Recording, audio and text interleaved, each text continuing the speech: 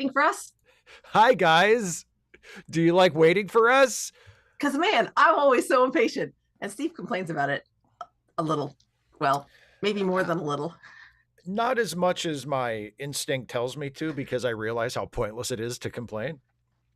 Because it ain't going to change anything. Nope. Hello, everybody. So,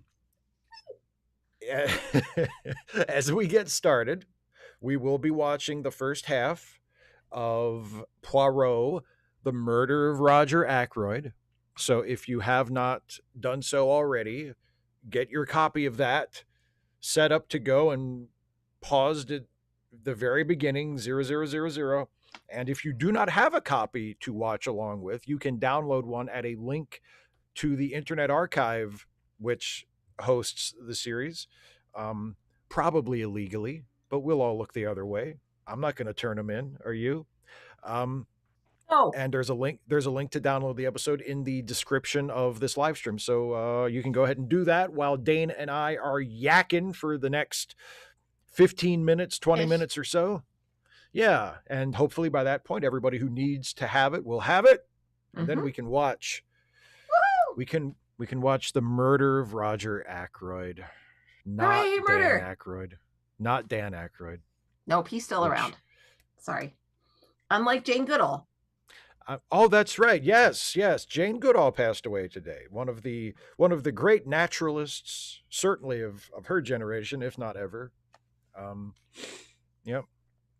And the subject of some really, really funny fake quotes made up about her by The Onion over the years.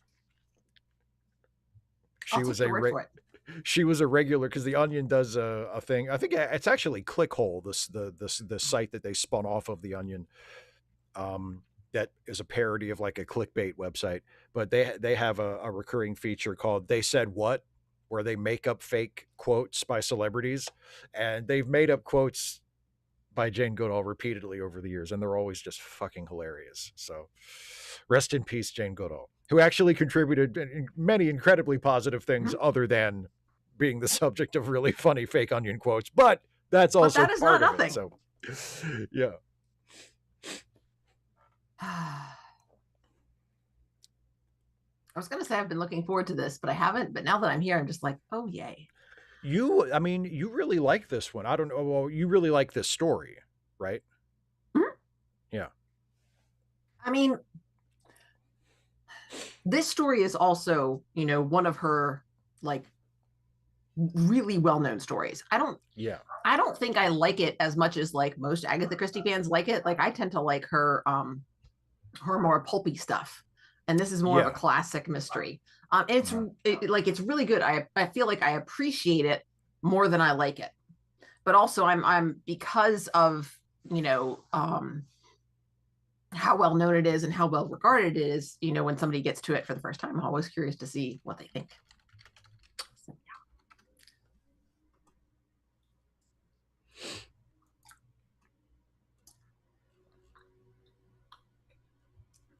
Okay, so I love the ants exactly, and it's like now we're thinking like, well, how would you study the animals without observing them? Anyway, I looked up some of the fake quotes from Clickhole. Yes, do share for in honor of Jane Goodall. Not really, but who cares? It looks great. Jane Goodall on whether chimpanzees enjoy wearing tuxedos. Through sign language, I have given the apes a detailed plot synopsis of 4 seasons of the CBS police procedural Blue Bloods. They're very eager to find out how Amy Carlson's character, Linda Reagan, plays a more integral part in later seasons. Jane Goodall on what she's been up to lately. And see, I thought that was funny. You obviously didn't, but I thought it was mildly amusing. Not nearly as hysterical as you seem to be building it up to be, but I thought it was most amusing. It was not the most amusing. Here's a good one. Ooh, ah, means I love you. Just kidding. Fuck if I know what they're saying. Jane Goodall on primate languages. I was still sort of thinking about the tuxedo one. And I was like, oh, yeah. I mean, a couple of different things. First of all, I mean, does anybody think a tuxedo is comfortable? Yeah, most humans don't think tuxedos are comfortable. And then the other thing that I was thinking about is the fact that we call it a monkey suit. We do. Even though it doesn't really make you look like a monkey. It's more of a, I mean, and people do sometimes call them this, although not nearly as often. They call them penguin suits, which makes more sense because it, it does have more of a penguinish effect.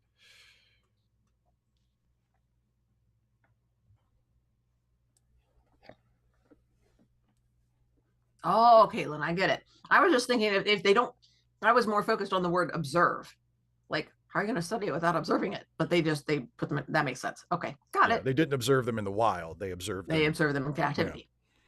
Yeah. I mean, it does kind of make sense. Like they just didn't know.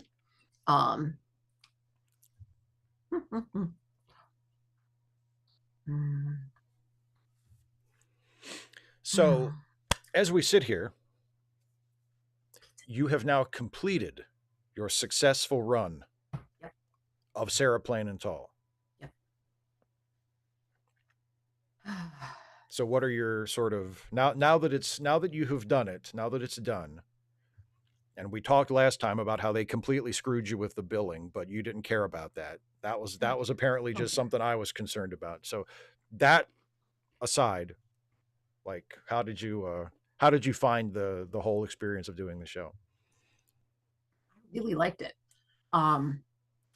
I liked that despite the fact that I am the title character, I don't have like a bazillion lines.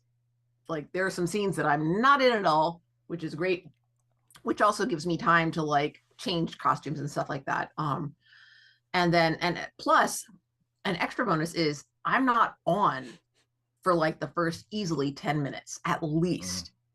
So like I can get there. We're supposed to get there like an hour before the show, but I can get there half an hour before the show and have plenty of time to get ready. So definitely a plus. It just feels much less rushed. I enjoyed the interaction with the other actors through our characters, and there were we had a lot of kids in the cast, and they were a good bunch. There were a couple of them that had to be reined in pretty regularly. But I liked it. It was fun. Like during performance, like they would kind of like go into business for themselves, like while they were on stage. Well, I mean, would like add in additional ad-lib lines after we were little things, or and also horsing around backstage and like somersaults and stuff, and laughing a little bit loud. I think it's like look, this is a show. Shut it. It's nice that they were that. It's nice that they were that comfortable, though. I mean, a lot of kids that age, you might think they would be, they'd have stage fright. They'd be tense and worried about screwing up. It's nice that they were loose enough to goof off. But I mean, in front of it's community theater, so like, well, there's still people out there. They don't have to do it, I guess, but I mean, and in my experience, the kids don't get stage fright as much as like older adolescents and then adults. Kids don't care what the kids don't know any better. Kids are like whatever. Well, especially the girl who played the older daughter, or the daughter. She got more nervous when she knew that one of her friends was there. When she had my uncle's coming and his friend, and I was like well, you don't seem to. She's like, no, I'm not nervous. But like when she knew her friends were there. One of her peers, yeah. Yeah, exactly. That was the thing. So that was interesting. And so, of course, being community theater, most of our audience is it mean to say geriatric? Like, is that? I feel like if it's accurate to say, I don't think it's mean. You're not imparting any kind of judgment to that, are you? Nope. You're not saying like old farts, one foot in the grave. There were some of those too, I'm sure. Like you did. Not super noisy, but I mean, you could tell afterwards. Who signed you out of the assisted living facility to come see this? The slightly less older fart. My granddaughter, she's only 70. There were a couple of groups like that. It's something for them to do. Yeah. And yeah, it was a lot of fun. And yeah, Caitlin exactly what Caitlin says. backs up Yeah. what you're saying. Yeah. Yeah. I wasn't self-conscious until I was 11 or so. It was always kind of an unreal, suspended from reality experience. And yeah, I mean, I have, I don't really have a lot of experience like performing on stage. Like I never was in any of the school plays or anything when I was in school, and I've never done community theater. Um, but I have been in situations where I had to talk in front of people. Mm-hmm. And my experience has always been I'm nervous right up until I start doing it. And then it's like, oh, this is fine. I know what I'm I can doing. do this. Yeah. I got this. You know, like, but it's like, it's the anticipation, and it's completely illogical because I've done it before. I know I can do it. I'm pretty quick on my feet. And also the thing that people don't realize, unless it's like a bunch of drunks or something, unless you're like a comedian in a comedy club and it's kind of like a rough crowd, most of the time, most audiences want you to be good and want you to succeed. So Mm-hmm. if you fuck up, but you're smart enough to kind of, you know, let them see that you're relaxed and you're not going to go to pieces, yeah, you know, yeah, like they're not gonna, like, it's okay, you know, they're not gonna get up and walk out if you flub something, or, you know, as long as you keep control, as long as you let if you're relaxed, the audience will be relaxed. yeah. And if the audience feels like you've got this, then that's 95% of it, you know.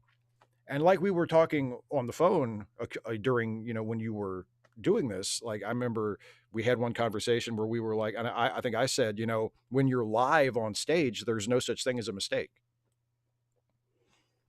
Yeah. Because I mean, unless the audience, unless like the author is in the audience following along, they don't know what's coming next. So as long as you know how to play it and roll with it, yeah, it's fine. Don't worry about it. And there are some things that are easier to roll with than others. I mean, pretty much every night, you know, some of the lines got jumbled a little. I'm sure that we were not word perfect ever. I'm pretty confident about that. And I really don't care about that, like personally. Yeah. I know, you know, what is it? Who's the David Mamet, I think, is legendary for Mamet plays are, I think it's required that it has to be verbatim. Like you are not, even if Mamet himself is not personally involved in the production, like there's a script supervisor that will make, like during rehearsals and stuff, that will make sure you are saying the lines exactly as written. Yeah. Yeah, I don't like that. And I like, mean, if you're doing it on stage live and you fuck it up, there's nothing they can do. I mean, it's not like they're going to stop the show, but I mean, you're trained to do it exactly as it is on the page. Yep. And I mean, even as somebody who writes stuff and has written stuff, I can't imagine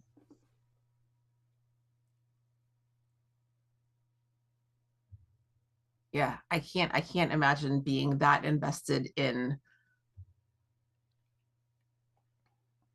I just can't imagine that. I mean, it just seems so because it is a collaborative process, and at some point, you know, you let go of it. Your work is the work as written, as an author, as a playwright, as a screenwriter, you know.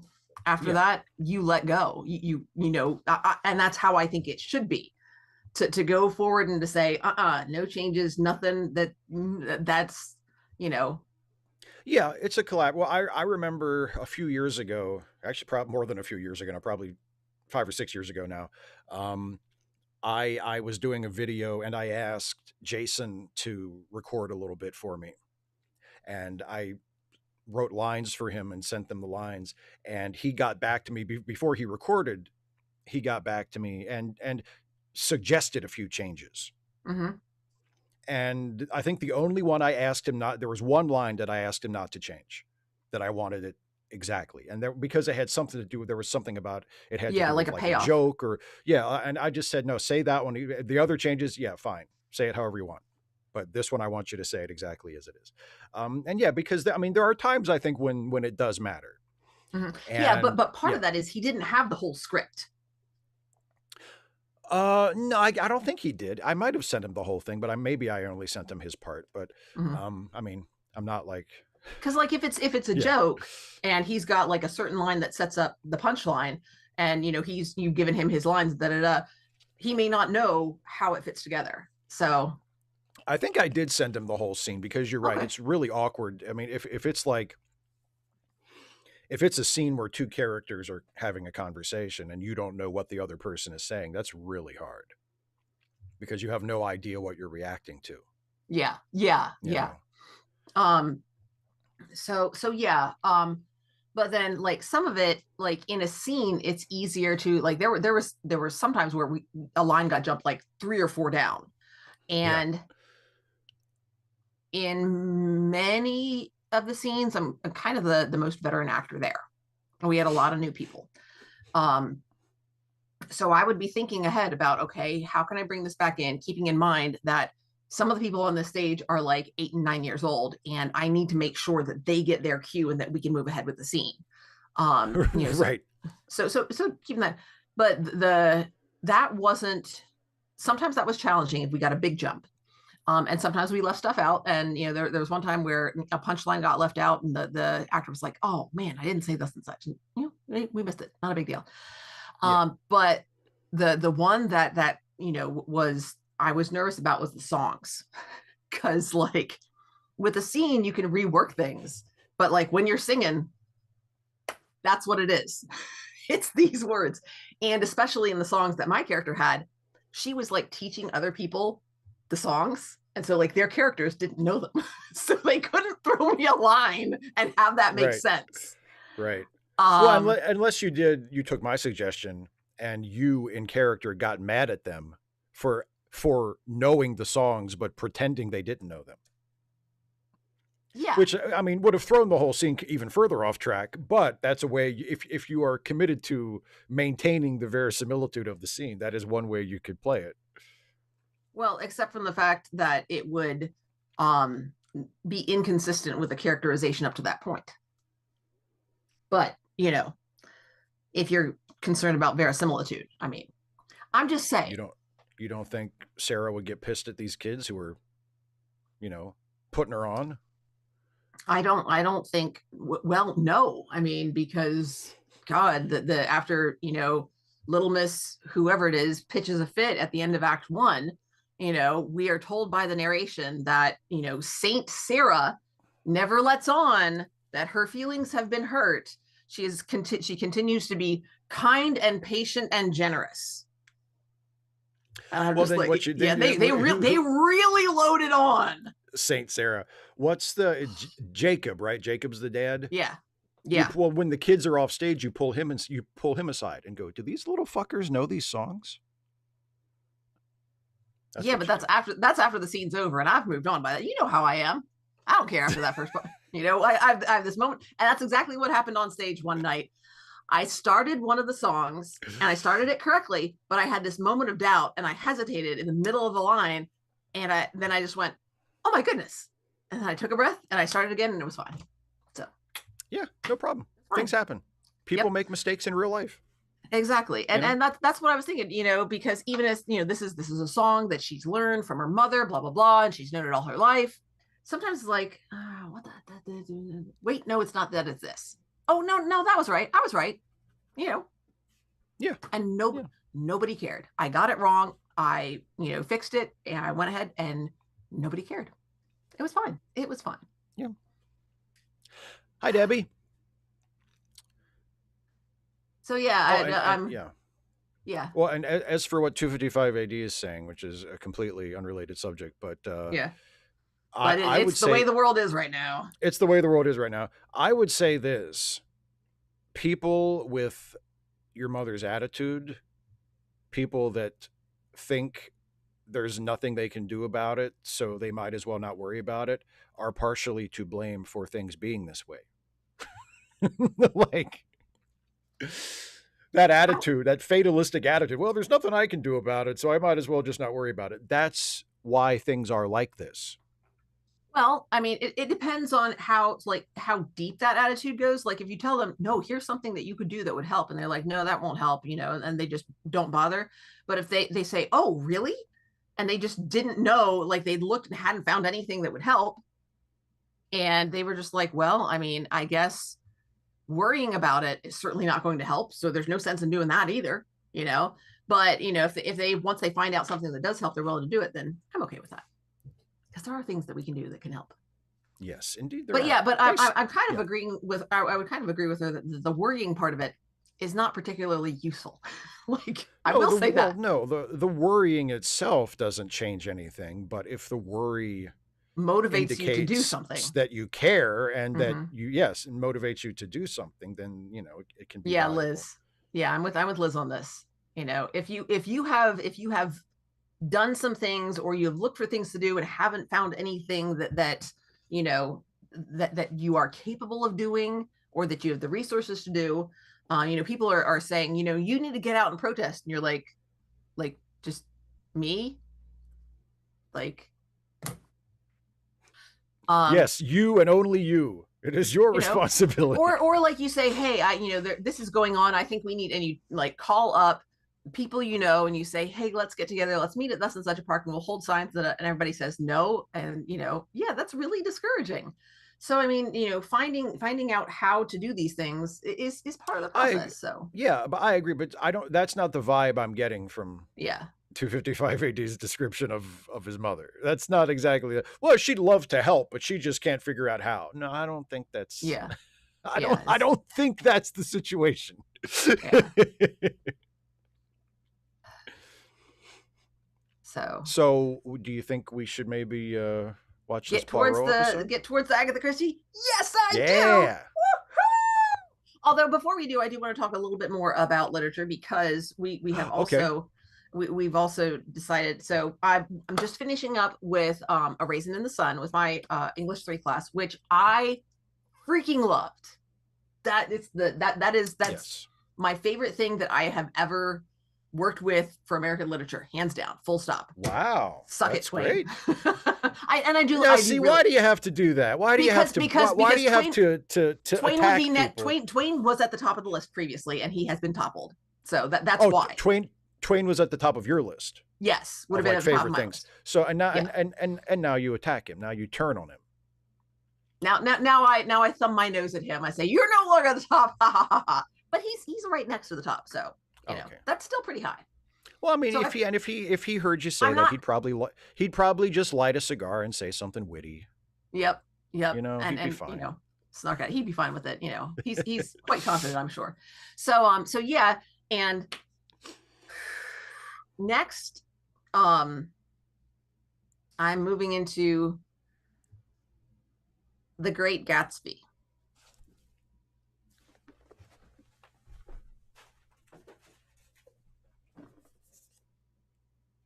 Yay.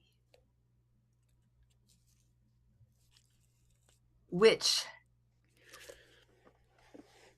unlike A Raisin in the Sun, which I had not read or studied before, I have read this once. Yes. And I loathe it. And you loved it. Oh, you loathed it. I misheard you. I thought you said loved. I strongly, yes, I have made Steve's day. So actually, Steve and I are going to do a read-through of it, chapter by chapter, maybe section by section for some of the longer chapters, and do like a little short video about each of them, telling students, you know, here's, you know, what you can kind of pay attention for, be watching for, and think about, and are just sort of our overall thoughts on them. So, yeah. And this is for your class, but are you also going to put these on your channel? Yeah.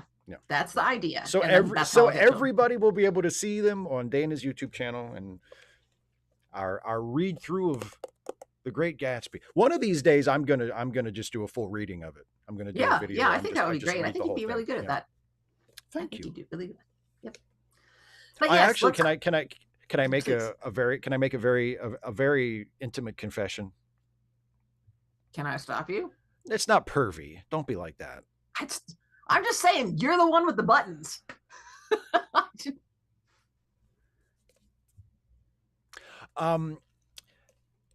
Sometimes, many times actually, even relatively recently, I will open the last page of the book and read it out loud to myself.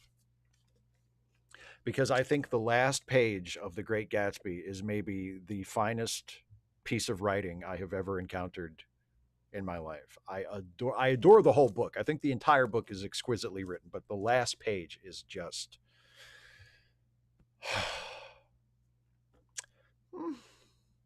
oh, it's good. I think it's quite good. So anyway, Poirot. Yes, please. Darth Eddie. I don't, I'm, it's one of the reasons I have not wanted to do, not, I've pushed back on teaching. I've been made clear I don't want to teach American literature. There's a lot of American literature that I don't like. I don't know what I would put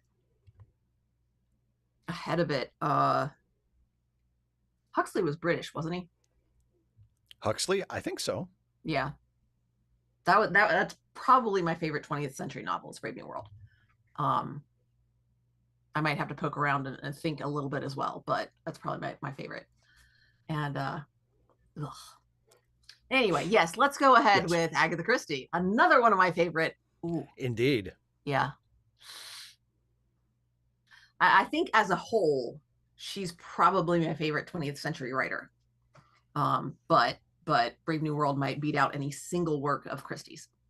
But yeah, Murder of Roger Ackroyd. Hopefully you have queued it up to 0000 and you have your finger on the mouse or the remote or whatever, and you're ready so that when Steve says, because we're gonna all be ready, and Steve's gonna say 3, 2, 1, play. And when Steve says play, we all press play together and then we watch it.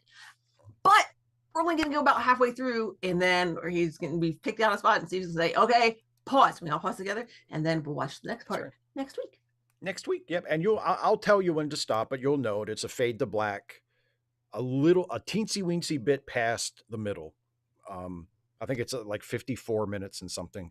So that's where we'll stop, and I'll say stop there, and then we'll pick up from there next week. But yeah, okay, Dana, are you ready? I am so ready. Although I will interject one last thing, because Caitlin is absolutely right. Before the episode starts, you should give the stream a like, and just as it goes, you can just yeah. Thank you, and I agree. Okay, here we go. Get ready to, I'll do 3, 2, 1, play. Everybody push play when I say play. Here we go. In 3, 2, 1, play.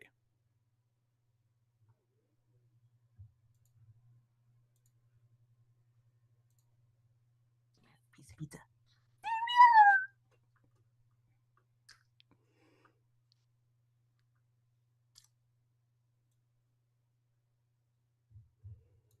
We get the station identification version of the theme song from now on. And then we go right in. No more creepy Poirot staring at us over his shoulder as he walks away.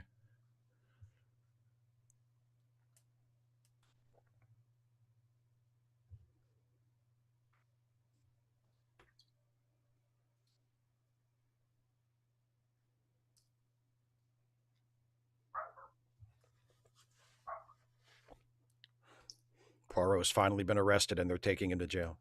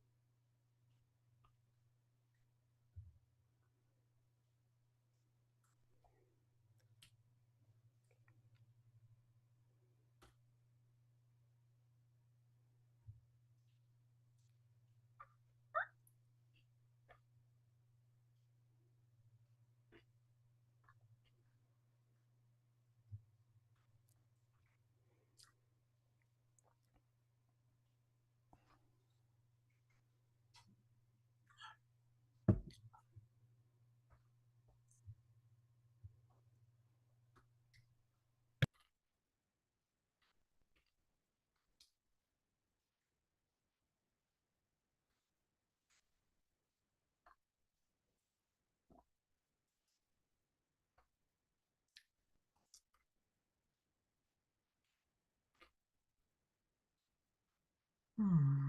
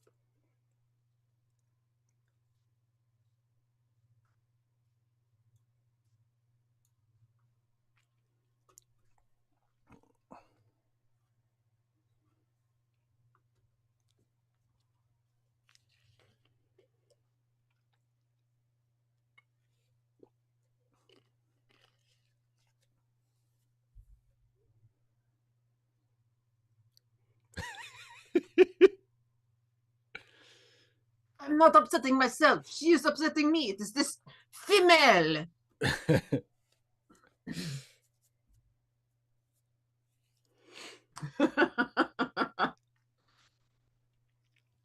We can talk about this as an example of conflict: man versus vegetable. Man, man versus nature.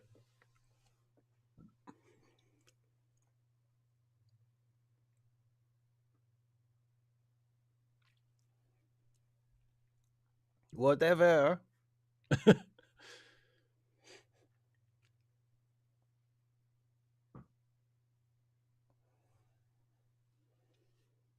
Ill-gotten wealth? He took money from eels?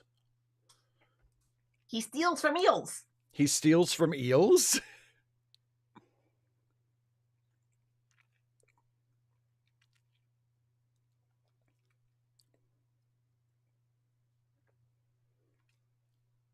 Couldn't use one of your own pennies, you rich bastard?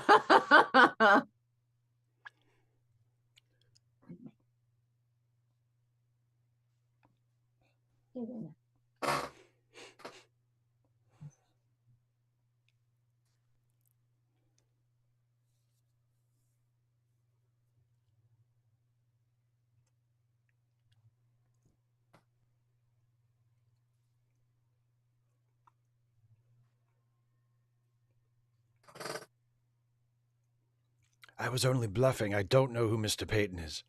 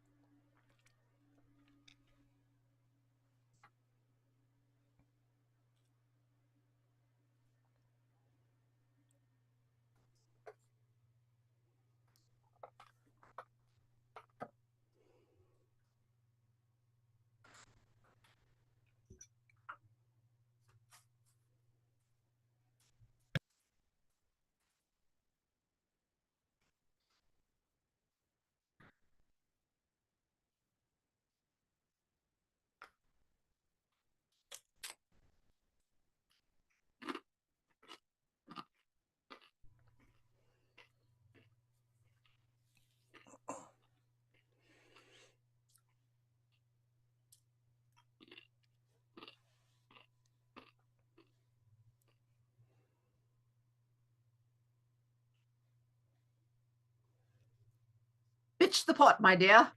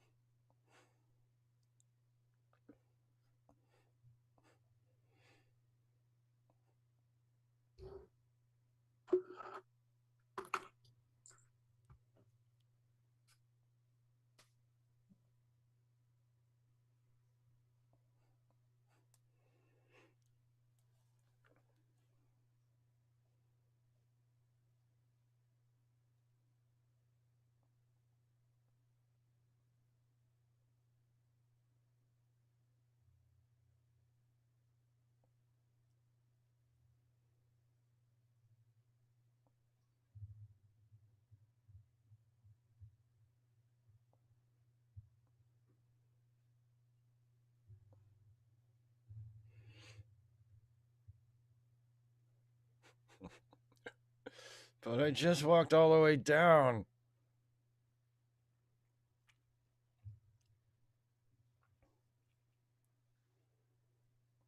No, I'm not pulling your leg. No, I'm not just saying that so you'll hang up.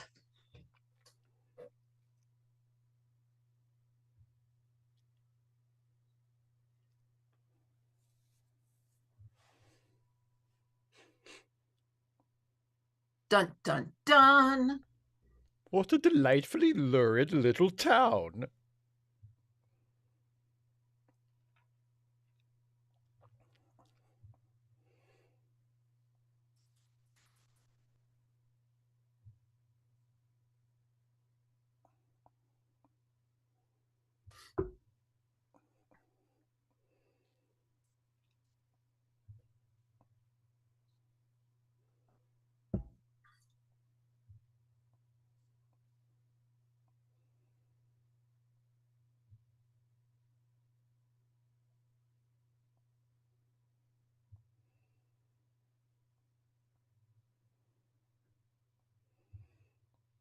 She takes the mini Alka-Seltzers.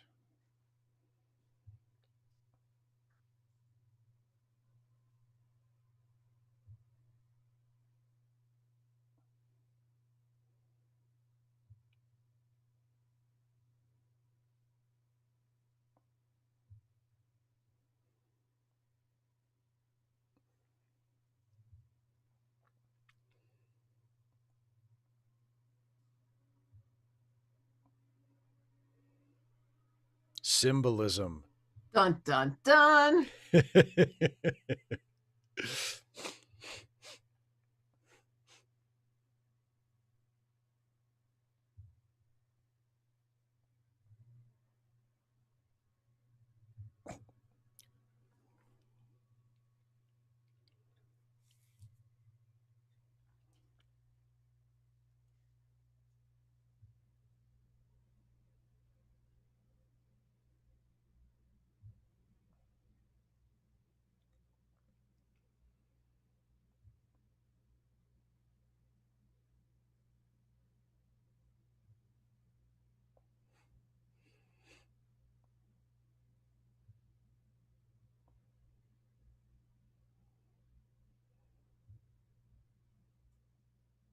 Caitlin, you picked up on that too. It's very subtle. You have to really pay attention.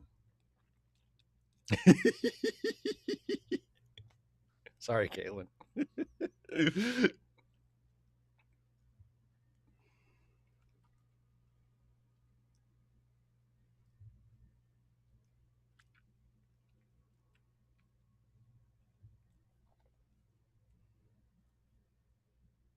Rude.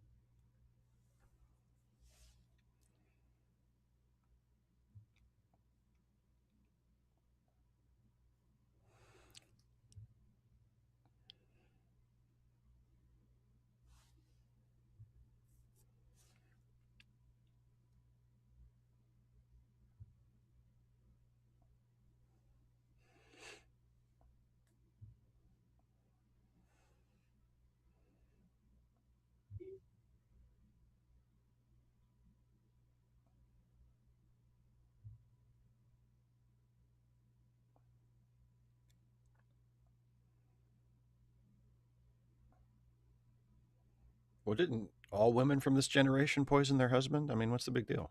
Only the awful ones. Well, that's most of them.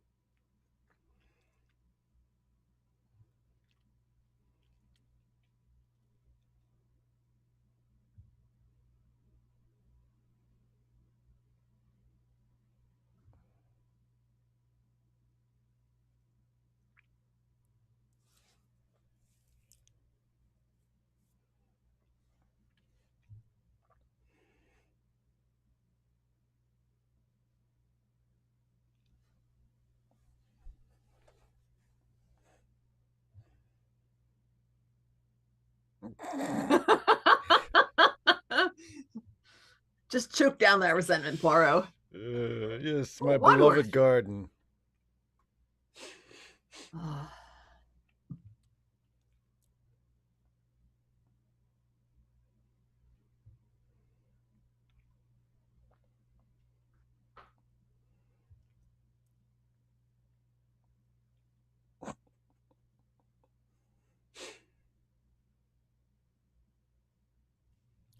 That's right, Unnatural.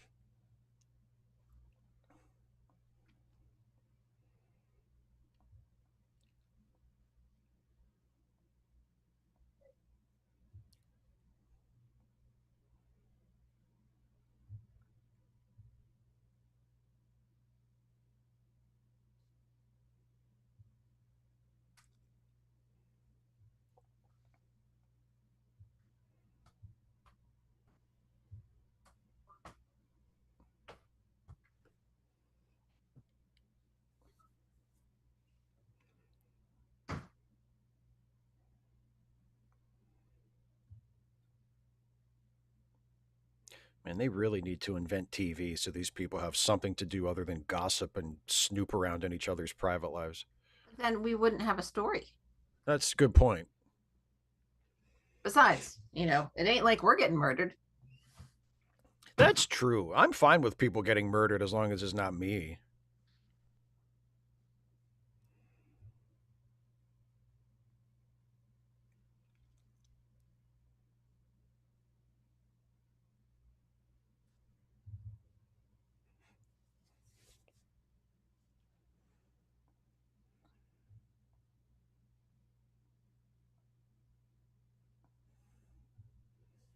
That is a very nice tweed. It is. Quite sharp.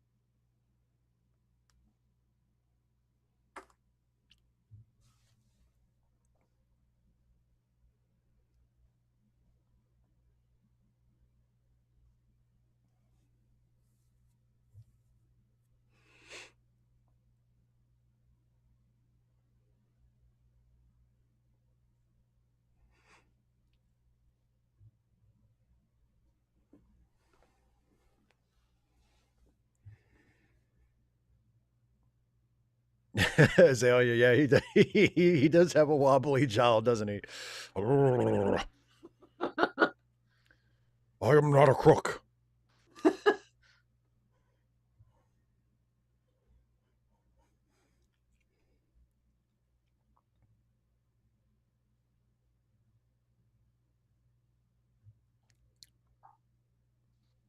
I can do an up and down jowl wobble if you want.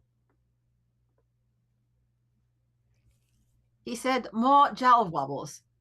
Are you sure that's all he said? He seems to be saying quite a bit more. More jowl wobbles.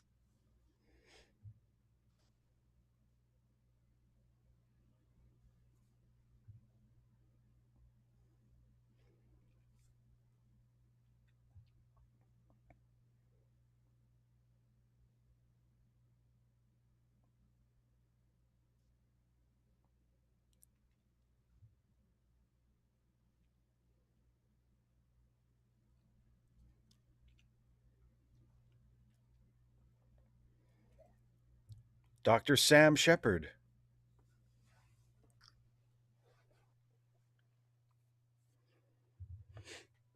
Doing what she loved, taking poison.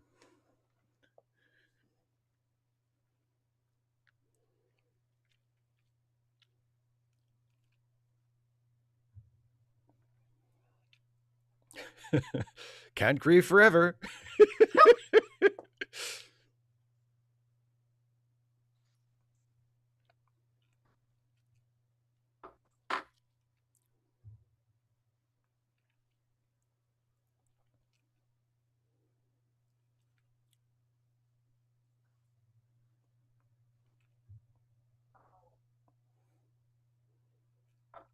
Everybody noticed the dagger.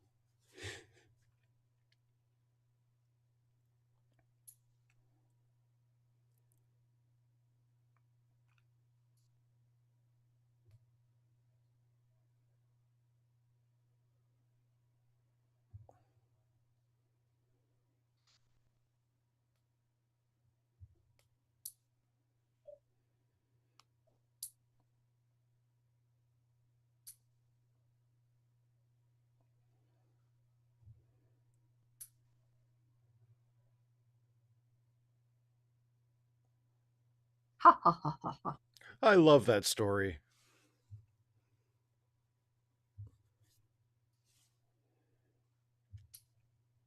Unless I get murdered.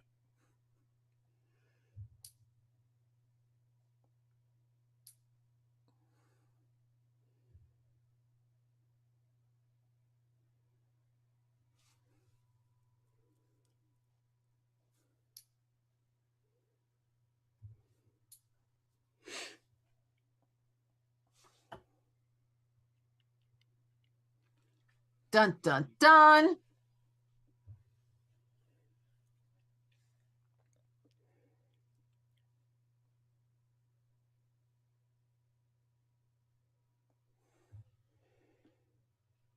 Penthouse Forum has accepted my letter.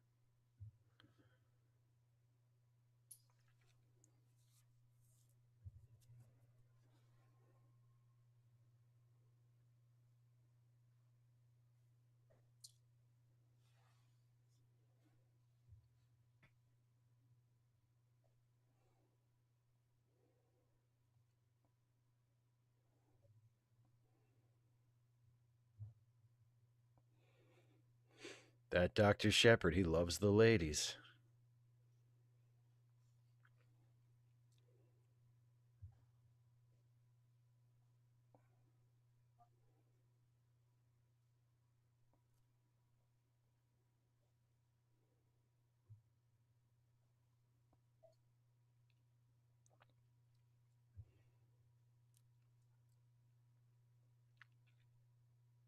Dun, dun, dun.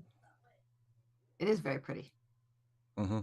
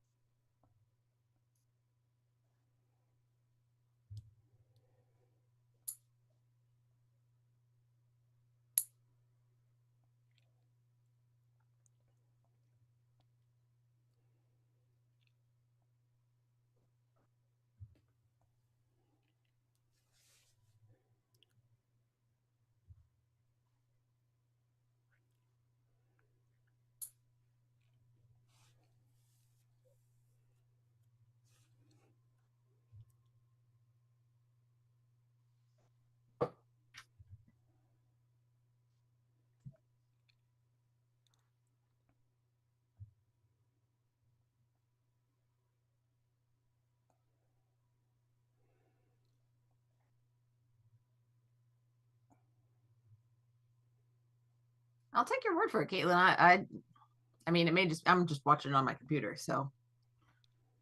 Well, and was it shot on tape or was it shot on digital? No idea. Because it doesn't look like super tapey to me. What super tapey looks like.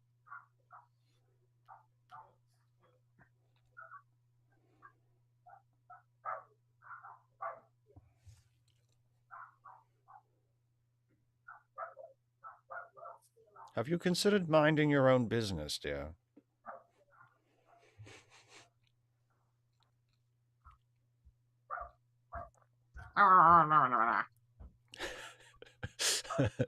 It's one of the grown-ups from the Peanuts.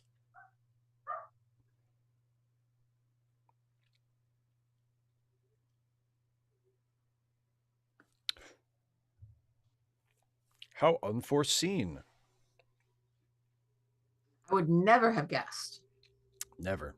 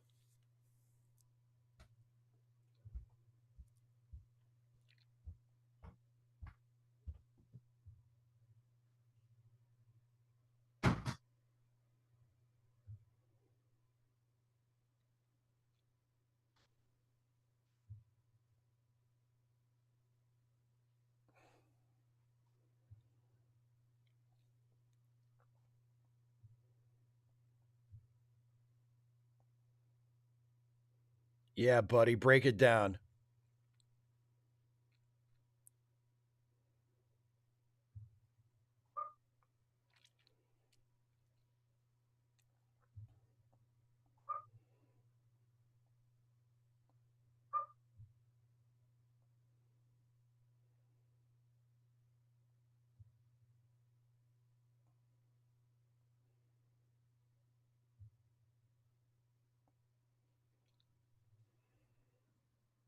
Liz, no door kick denied.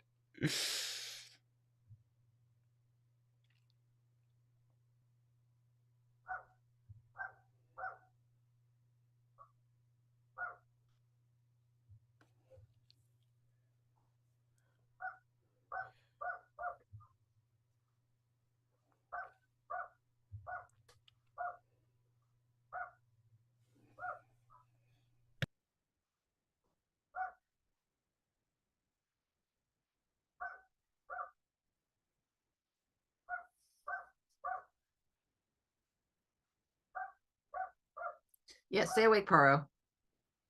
I saw that droop.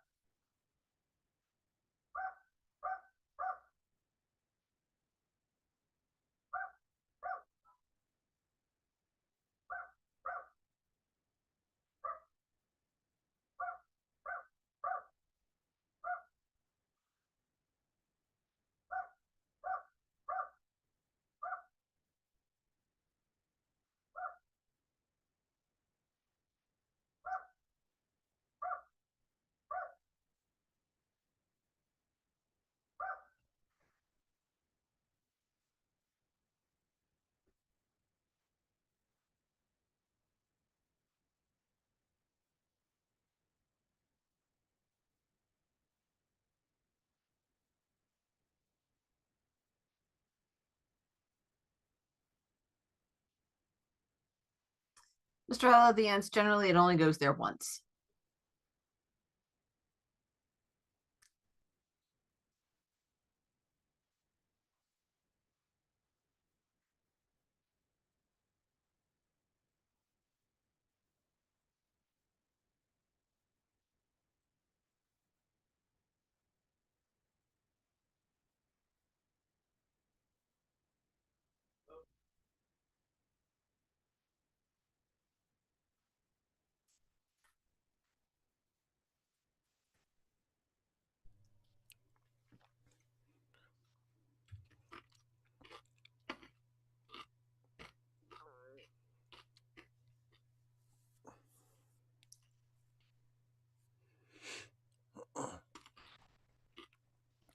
No, Caitlin, that makes sense. Yeah, because it doesn't. I mean, when I look at it, it doesn't strike me as that it was recorded on video. I figured it was either film or digital, but that makes sense.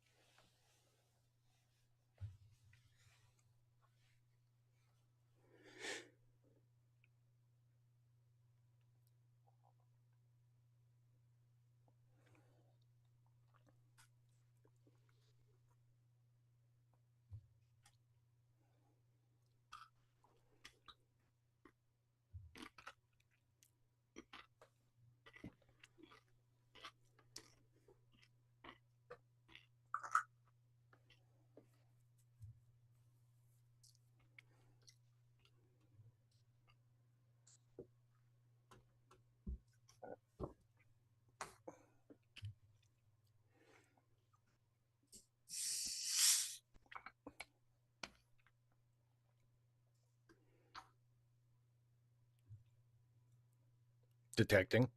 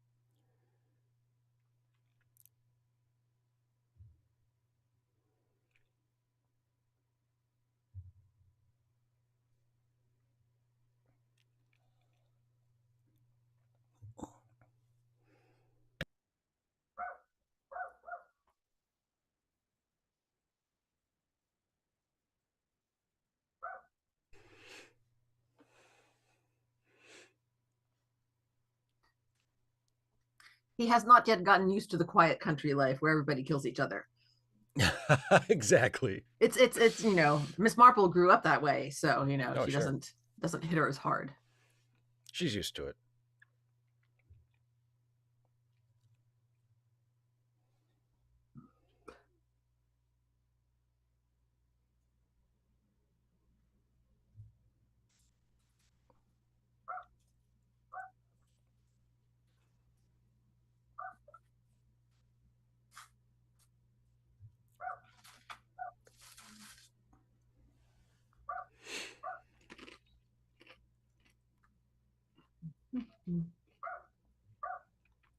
I've always wondered about those door knockers. They don't seem to do much. What do you They mean? squeak more than they knock. The Well, you little have to tuck, hit them tuck, tuck. hard. Well, she didn't. Well, it's her fault. Yeah, I know, but apparently it still worked, which is not how it works. If you get one of those, about this size, you can honk it. But those little ones, I mean, you can I mean, smack. how It's loud like, does it need to? How loud does it need to be? I mean, seriously, have you ever tried knocking really hard with your fingernail? Doesn't really work. No.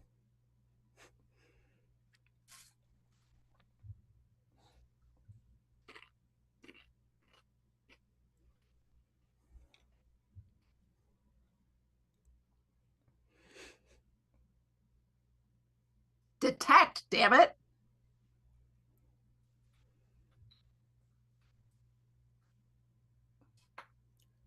Well, unretire then.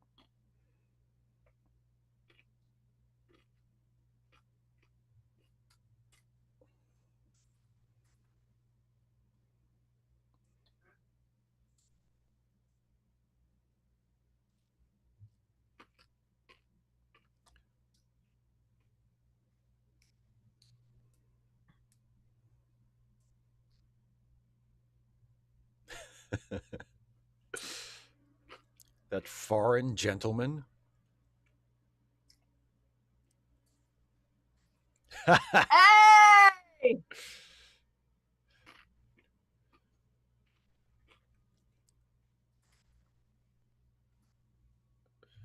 Thank God, a recurring character. Oh.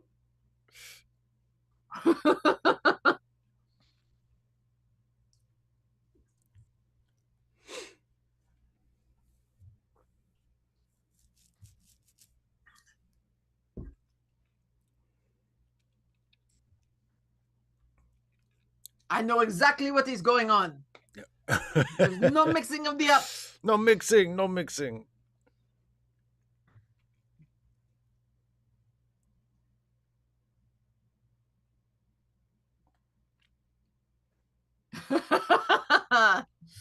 I ship it.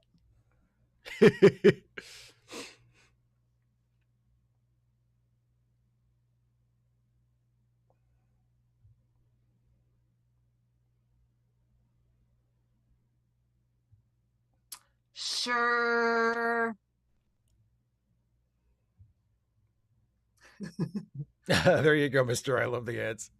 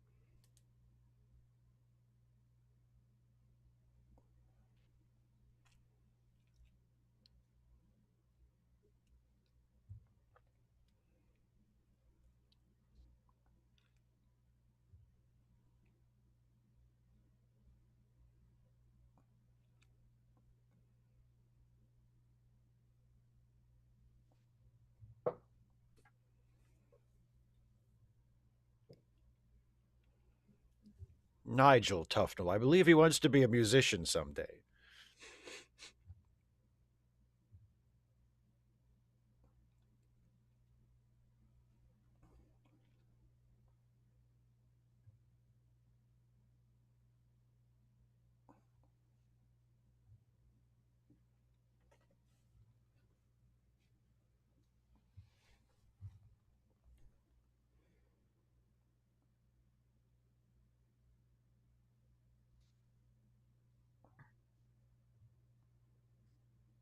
Debbie, yes. Especially with the books, Poirot would have been first.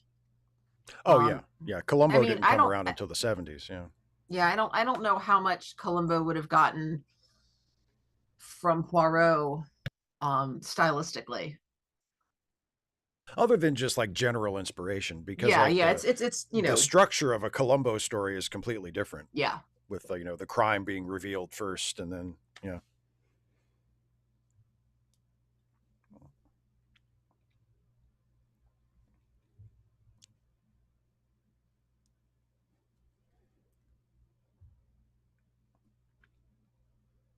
Whoa, that a little. Yeah, I thought he meant like this much. No, it's like it's so like over 2 inches here. different.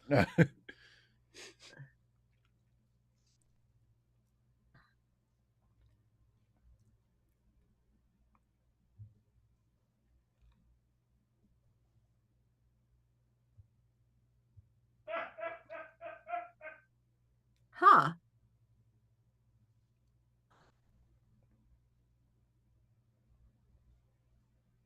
Caitlin, I wasn't familiar with the brand. I just assumed that was the name of the appliance. Yeah. I mean,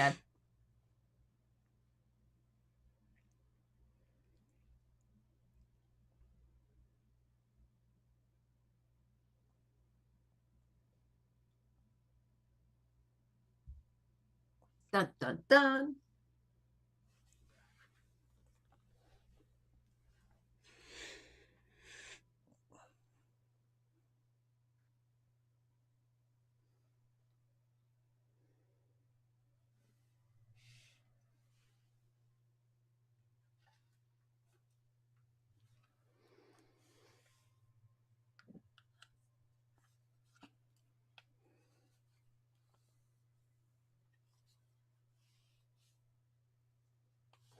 Yeah, Caitlin, that's definitely not a book thing.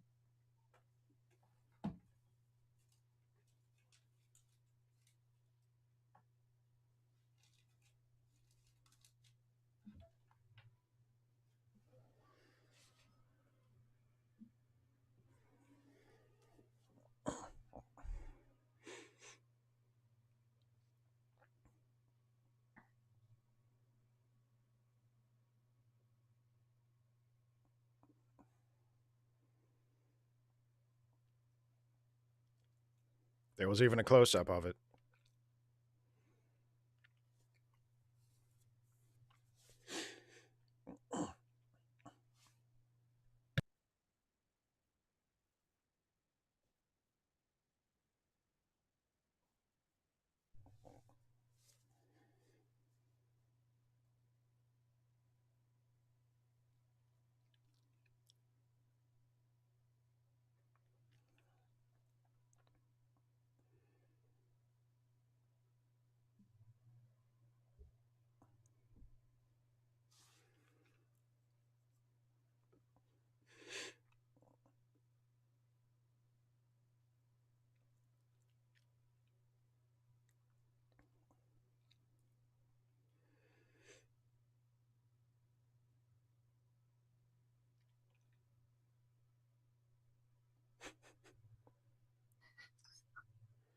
Good luck, Snake Bit Cat. Have fun. Break a leg.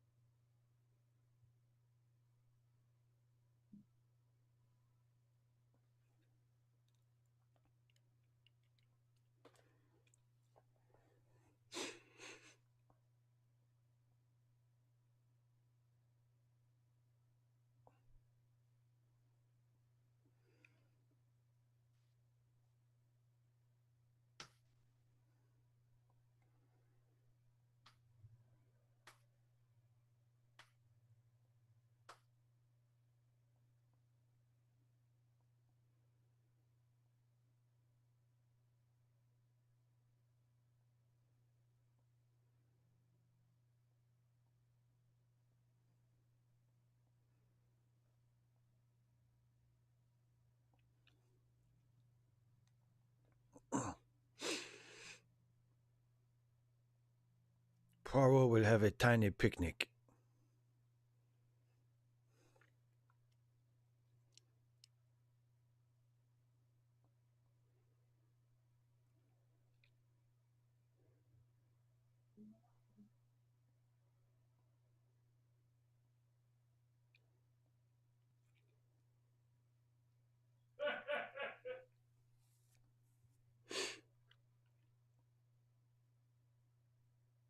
Can I help you, Alfred?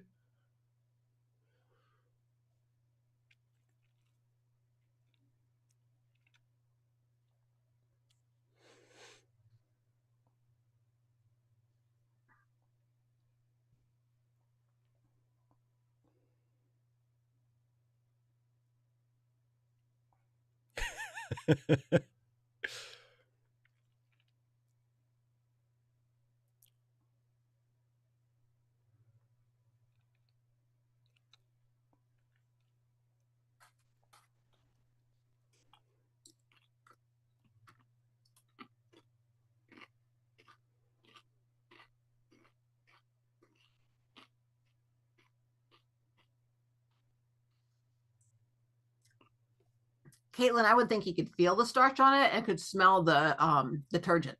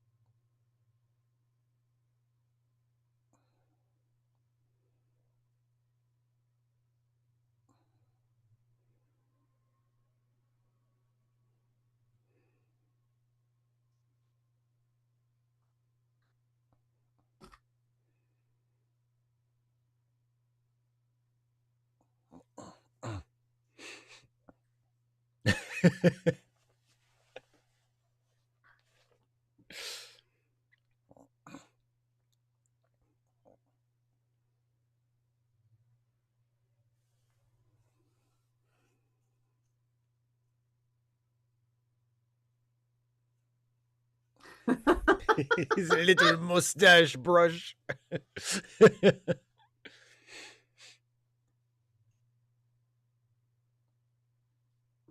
I'm the chief inspector. I was gonna say. Not now.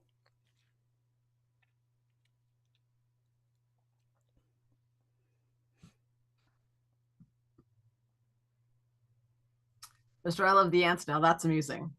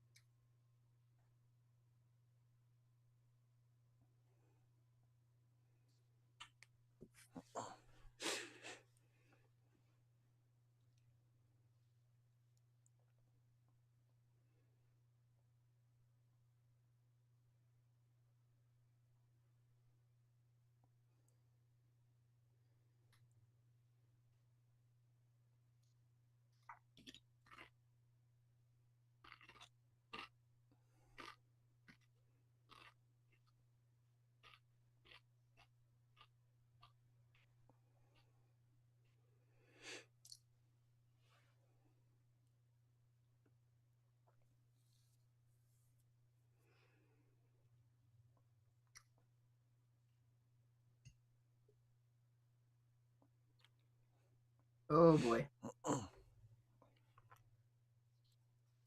Nice way to foreshadow your own death. I'm just saying.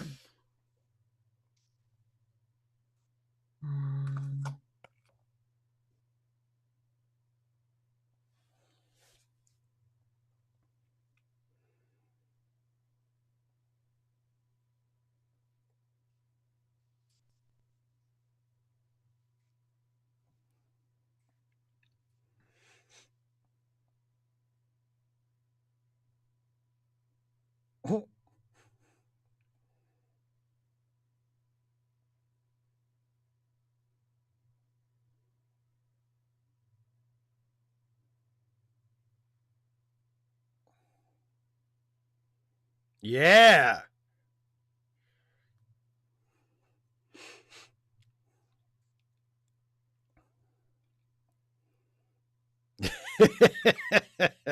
Nice.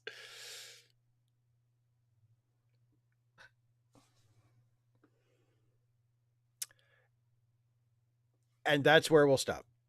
Yay! So we'll pause it at 54:08 was where we'll pick it up next time.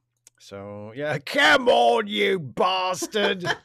I do remember that bed actually, so I think I have watched. Come on! Plenty of room. So shouldn't it be called The Murder of Roger Ackroyd et al.? Well, I feel like it's usually based on the one that is thought up as the primary murder, whereas the others are follow-ups. Look, hey, you want to do it differently? You write your own murder mystery, okay? I don't want to. Well, I can't think up all that stuff. So, want to do some not Wordle? I have it ready to go just in case you felt like it. Yes. So we haven't done this for a while because Dana didn't have the brain power because she was playing the lead role, not billed as such, but the lead role of a theater show over the past few weeks. So now that that's over with, so this is, we call it not Wordle. Technically, it's called Wordmaster. It's basically Wordle, just with the serial numbers filed off. And the murder of Nixon's butler. I mean, we can be sure the butler didn't murder himself, but he might have been in on it. Yeah. And the way this works is, in a moment, I will let you see the Wordmaster board that will be playing, and Dana will not actually see it. Dana is only going to be working from my description of what the status is, but Dana will take the lead and decide which words we guess. And if all of you watching and joining us in the chat would like to play along, we highly encourage that. So please feel free to share your guesses and suggestions with us, and we will play Wordmaster together. So here we go. This is the Wordmaster board that we will be playing. And Dana, it's all yours. Let's go for Heart. H-E-A-R-T. Oh, it's been quite a while. It has. And okay, so Heart, our customary starter word, it gives us an H, but in the wrong place, and an R, also in the wrong place.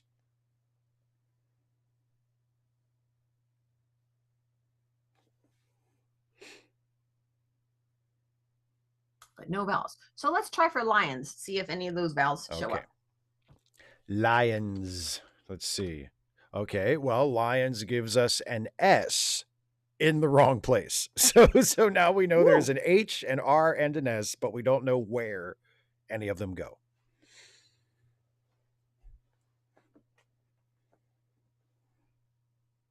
H, and R, and an S. Okay. So it could be something, something RSH or R something, something SH, right? Yes. And actually, so what I think the vowel would almost have to be a U, because there's no E, there's no A, there's no I, or a Y. Yeah, that's why I said almost. HB Haga says brush, and that's a good one. Yeah, oh, everything's brush right. is a really good guess. Yeah. But it could also be crush. Crush.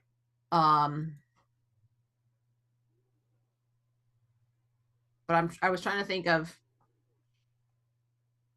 RSH. Is RSH a thing? RSH. Ursh. URSH. Ursh. Ursh. I don't know about that. I can't think of anything that seems like a letter combo, but not. Yeah, I think brush is probably a good one. Let's see. Brush. Let's see. Brush, crush.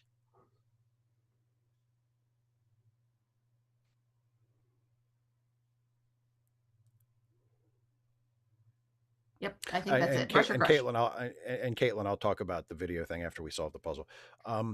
So let's go for one of those. Why don't let's go for brush. Azalea says queef. I don't think it's queef, but that's a good no guess. E's, Azalea Jane. So yeah, let's go let's go with HB Haggett's suggestion. Brush? Yeah, let's start there. Okay. Let's try brush. BRUSH. That's it. Hey! Good job, us. Nicely done. Good guess there, HB Haga. Brush it was. Back right, like I mean, it's just, you know, we haven't done it for a few weeks, and then it's just right back in the saddle. First of all, okay, Kirok dropped in a super chat. Hi, Kirok. Thank you very much for that. Says, hey, Stephen Dana, sorry, my schedule is off. When is the next DS9 2-part run, and what are the episodes? Okay, so not next week, but the week after.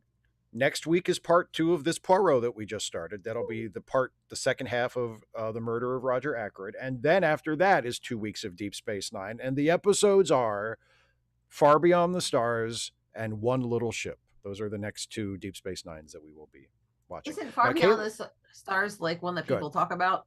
Oh, boy, yeah. Oh, boy, yeah. Okay. No pressure.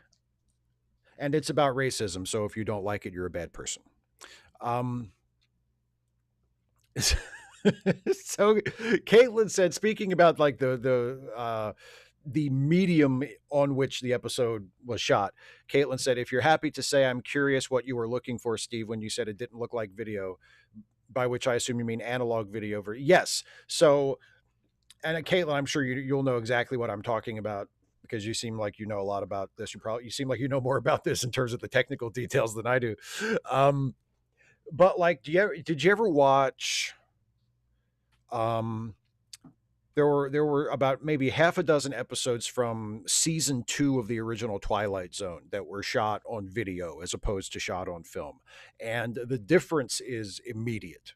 Like, you can tell right away. It looks like a kinescope or like a soap opera. Like the picture quality, the frame rate, the clarity, it's just, you can tell that it's video. And Dana, you might be thinking you can't. I promise you, if I showed you example, you may never have noticed it before now, because you were a book baby, not a TV and a movie baby.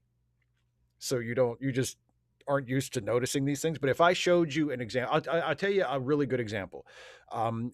They did this a lot on the BBC in the 60s, and probably beyond that as well, but I'm familiar with it. They did it for, actually probably even like, because I know they did it for some of the Doctor Who episodes in the 70s and 80s.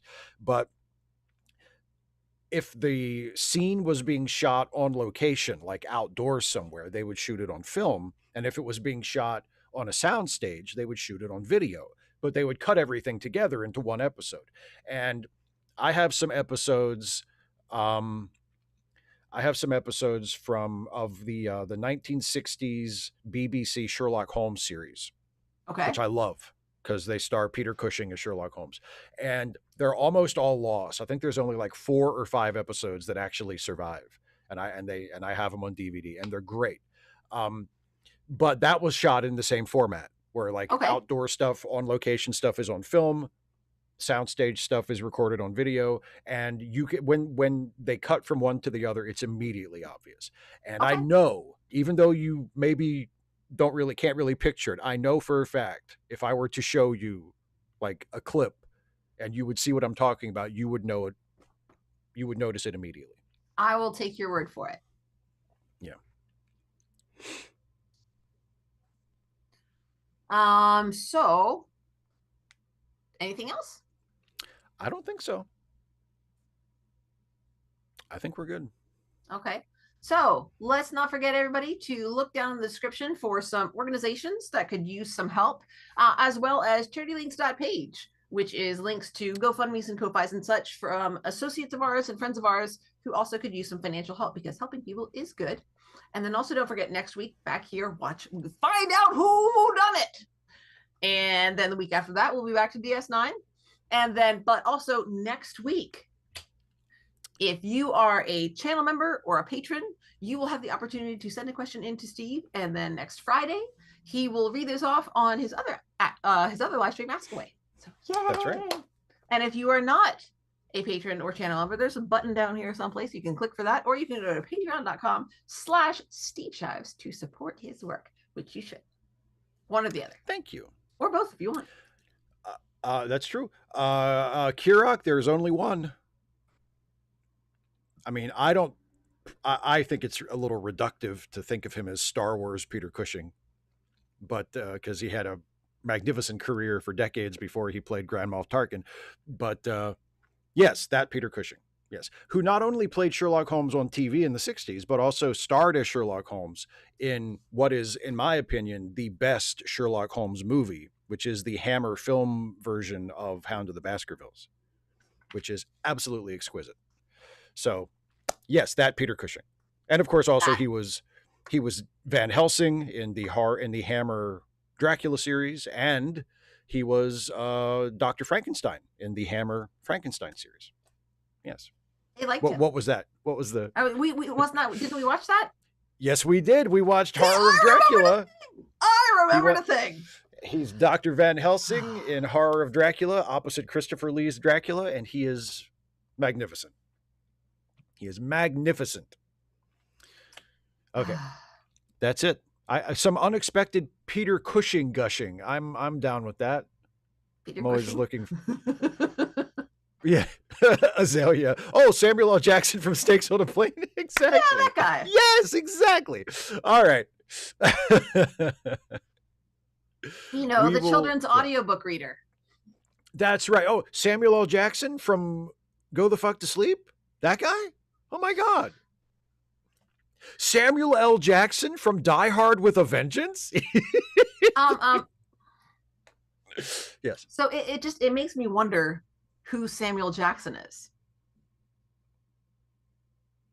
Oh, you mean like there's a guy named Samuel Jackson? Yeah, like why does he have to be Samuel L. Jackson? That's true. Yeah, like who had that name when he got his when he joined the Union or whatever. The way it goes together, Samuel L. Jackson, because the L at the end of Samuel and kind of goes.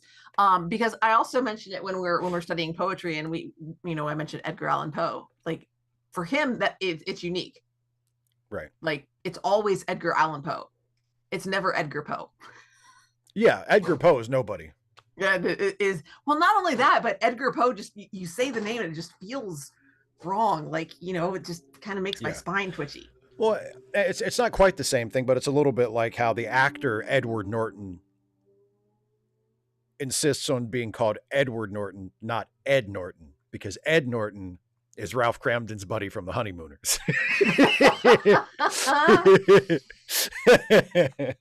Okay. All right. It's time to go to bed, y'all. All right. Thanks for joining us, everybody. We'll see you next week for part 2 of The Murder of Roger Ackroyd, and also that other guy who just got hit by a car. The butler. The butler. All right. Bye, everybody.